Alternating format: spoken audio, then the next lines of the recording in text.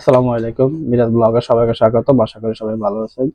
আজকের ভিডিওটি একটু বড় হবে, একটু ধৈর্য সহকারে যদি শোনেন তাহলে আপনাদের অনেক উপকৃত হবেন। সংযুক্ত আরব আমিরাতকে বলা হচ্ছে যে বিজনেস একটি হাব। এটা বহির্বিশ্বে মোটামুটি যেখানে বলো সারা বিশ্ব থেকে সংযুক্ত আরব আমিরাত আসে, মানুষ আসে, ব্যবসা করে, বিজনেস করে এবং চলে যায়।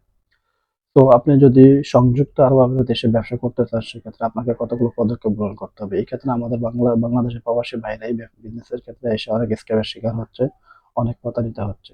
তো আপনারা আমার কথাগুলো যদি একটু মনোযোগ সহকারে শুনেন এবং আমার এই কথাগুলো যদি সাথে মিলিয়ে যদি আপনি কাজগুলো করে থাকেন, তাহলে সেক্ষেত্রে আপনার লাইসেন্স থেকে প্রতারিত হবেন না এবং আপনি কোনো ক্ষতির সম্মুখীন হবেন না। আসুন, এই যে আমার হাতে দেখতেছেন এই যে একটা লাইসেন্স, এটা হচ্ছে সংযুক্ত আরব আমিরাত দুবাইয়ের একটি লাইসেন্স। ঠিক আছে, আমি জাস্ট একটা ডেমো আপনাদেরকে দিলাম। ঠিক আছে, তো আপনি এই লাইসেন্সটা করতে গেলে আপনাকে সর্বপ্রথম যে ধারণাগুলো নিতে হবে, সেই ধারণাগুলো আমি এক একভাবে বলতেছি, দয়া করে একটু শুনবেন। শুনলে হয়তো বা আপনাদের আর সমস্যা হবে না। আপনি সংযুক্ত আরব আমিরাতে যদি ব্যবসা করতে চান, আপনি যে বিজনেসটাই করবেন সেই সম্বন্ধে আপনি ভালো একটা ধারণা নেবেন, কারণ এখানে প্রচুর পরিমাণ খরচ হয়। যার কারণে আপনি যদি ধারণা ভালো মতো না নেন, সেক্ষেত্রে আপনি হয়তোবা সমস্যায় পড়বেন।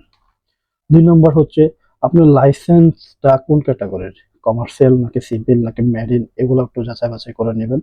তাহলে এখানে লেখা থাকবে, লাইসেন্সটা যখন আপনি করবেন তখন উপরে লেখা থাকবে যে কমার্শিয়াল না সিভিল না ইন্ডাস্ট্রিয়াল লাইসেন্স। তো এগুলো যদি আপনি একটু যাচাই বাছাই করেন না, সেক্ষেত্রে আপনার অনেকটা সুবিধা হবে। ৩ নম্বর হচ্ছে আপনার আরবি নিয়ে, লাইসেন্সের স্পন্সর নিয়ে। আমরা লাইসেন্সে স্পন্সর দিচ্ছি আরবিদেরকে, কেউ 2% দিচ্ছে, কেউ 4% দিচ্ছে। আমরা যাকে স্পন্সর দিচ্ছি সেক্ষেত্রে যে আরবিকে আপনি গ্রহণ করবেন, ড্রাইভিং সেন্টারের মাধ্যমে আপনি লাইসেন্সটা করেন কিনা, বা আপনি বা অন্য কোনো প্রতিষ্ঠানের মাধ্যমে যদি লাইসেন্সটা করে থাকেন, সেক্ষেত্রে আপনি ওনাদের সাথে কথা বলে নেবেন যে ভাই আমার আরবিটা সঠিক আছে কিনা, বা আরবির কোনো সমস্যা আছে কিনা যাচাই বাছাই করে নেবেন। এবং অধিকাংশ দেখা যাচ্ছে যে একজন আরবির মাধ্যমে ৩০০ বা ৪০০ বা ২০০ লাইসেন্স হয়। সেক্ষেত্রে ধরুন একটা লাইসেন্স যদি কোনো সমস্যা হয়, তাহলে ও আরবির আন্ডারে যতগুলো লাইসেন্স আছে সবগুলো লাইসেন্সই ব্লক হয়ে যায়। পরবর্তীতে আপনার বড় ধরনের বিপদে পড়ে যাবে যদি লাইসেন্স ব্লক হয়ে যায়। তো এটা একটু ভালো মতো যাচাই বাছাই করে নেবেন। ড্রাইভিং সেন্টারের মাধ্যমে যদি আপনি লাইসেন্স করেন, তার সাথেও একটু বিষয়টা ইয়ে করে নেবেন, খোলাখুলি করে নেবেন, এবং যার মাধ্যমে লাইসেন্সটা করুন আপনি মোটামুটি খোলাখুলি ভাবে করে নেবেন যে লাইসেন্স আরবি সঠিক আছে কিনা। ৩ নম্বর হচ্ছে যে আপনার লাইসেন্স যাকে পার্টনার দিবেন, যে লোকটাকে আপনাকে পার্টনার দিবেন, যাকে দিয়ে আপনার লাইসেন্সটা করতে চাচ্ছেন, বা ২ জন বা ৩ জন বা ৪ জন যদি পার্টনার হতে চান, বর্তমানে সংযুক্ত আরব আমিরাতে দুবাইতে শুধু একটি লাইসেন্স একটা পার্টনারের ভিসা হয়। আর পার্টনার আপনারা ২ জন ৩ জন ৪ জন দিতে পারেন, কোনো সমস্যা নেই।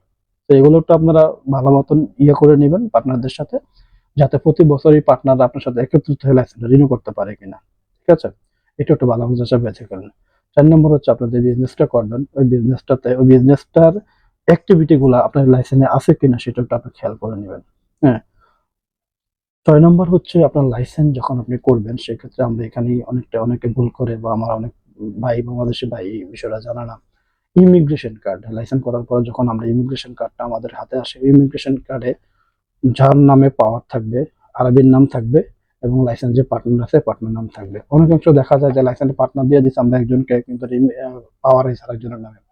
তো সেক্ষেত্রে আপনি খুবই একটু যাচাই বাছাই করে নেবেন যে ইমিগ্রেশনের কার্ডে আপনি যেহেতু পার্টনার আছেন, আপনার নামটা আছে কিনা।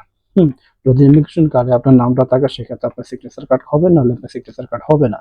হুম, তো ইমিগ্রেশন কার্ডে যার নাম আছে তার নামে সিগনেচার কার্ডটা হবে, এবং সেই লাইসেন্সের পাওয়ারটা গ্রহণ করতে পারবেন। এবং ইমিগ্রেশন কার্ডটা যখন যাচাই বাছাই করবেন, করার পর যদি আপনার নাম থাকে দেন তখন আপনি আপনার পাওয়ারটা নিতে পারবেন। ইমিগ্রেশন কাটার পরে ৬ নম্বর ৭ নম্বর হচ্ছে সিগনেচার কার্ড করতে হবে।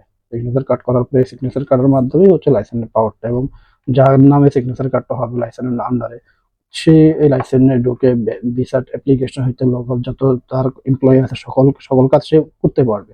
ঠিক আছে? তো আপনার যখন লাইসেন্সটা করবেন, এই দিকগুলো যদি একটু বিবেচনা করে দেখেন, বা এই দিকগুলো যদি একটু ভালো মতন একটু পর্যালোচনা করে দেখেন, তাহলে আপনারা প্রতারিত হবেন না। ঠিক আছে? আর ইনশাল্লাহ আজকের জন্য ভিডিওটা এতটুকুই। যদি ভালো লাগে তাহলে আমাদের চ্যানেলটা সাবস্ক্রাইব করবেন এবং আমাদের ফেসবুকে ফলো দিয়ে রাখবেন। ইনশাল্লাহ সবসময় যদি অ্যাক্টিভ থাকেন, আমরা প্রতিনিয়ত নতুন নতুন ভিডিও নিয়ে আপনাদের সামনে হাজির হব। আশা করি আজকের জন্য এতটুকুই। আশা করি সবাই ভালো থাকবেন। দেখা হবে পরবর্তী কোনো এক ভিডিও নিয়ে। আল্লাহ